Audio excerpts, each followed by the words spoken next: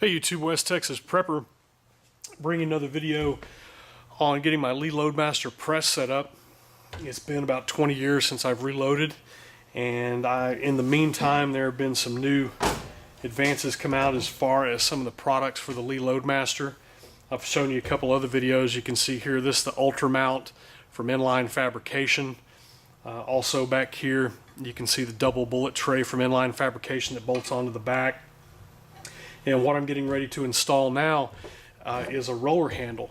Dillon, one of the things that they have with the roller handle for their presses, the Lee Loadmaster, when they put this out, they just put a wooden ball on here.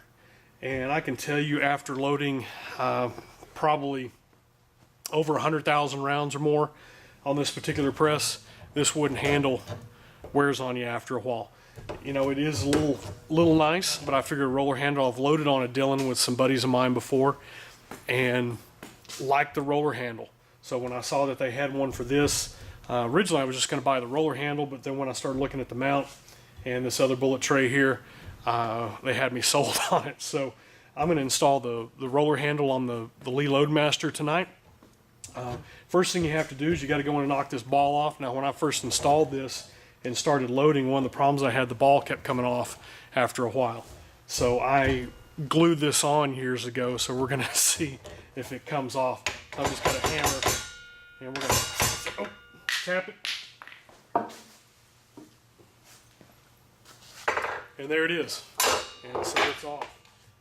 There are two parts to the roller handle. One is the block that mounts on the arm of the Lee Loadmaster, and then they have the handle that will screw into this. And it comes with 3 set screws. See if you can see that. You've got the 2 over here on the side, and then you've got 1 out here in front.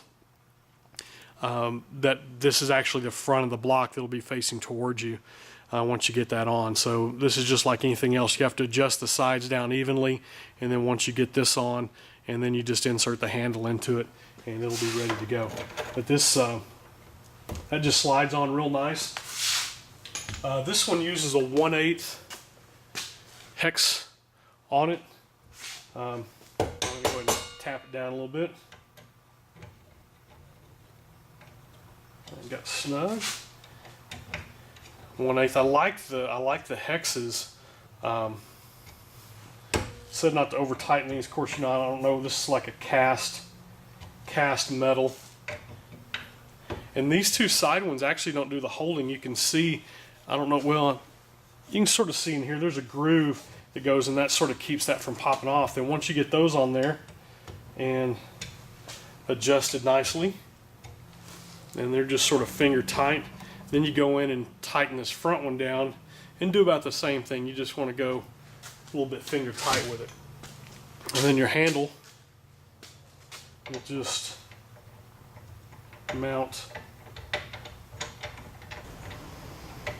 Hey YouTube, West Texas Prepper. I don't know where this is going to wind up in the video, but I was talking about getting this handle mounted, and as I was looking around, I got to thinking there's got to be some way to get that mounted in there and get it tightened down.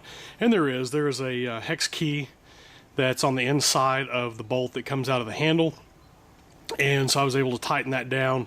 So that was my fault. I just wasn't paying attention to what was going on and just didn't look at it carefully enough as I was installing that. So that's how you get the handle tightened, and we'll go back to the regular scheduled video. Thanks a lot.